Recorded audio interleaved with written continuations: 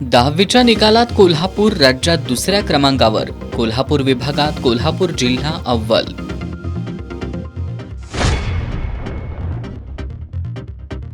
अलमट्टी धरणातील पाणी साठ्यावरील नियंत्रणासाठी कर्नाटकशी समन्वय हवा, कृष्णा महापूर नियंत्रण कृती समितीची मागणी. तर कृष्णा पूर नियंत्रण कृती समिती आणि आंदोलन अंकुशची 16 जूनला नृसिंहवाडीत पूर परिषद.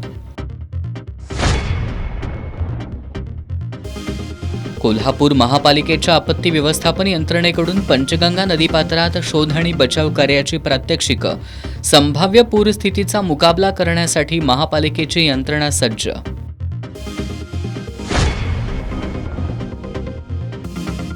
मुलगा बनला आईचा काळ, राधानगरी तालुक्यातील बारडवाडीतील संतापजनक घटना.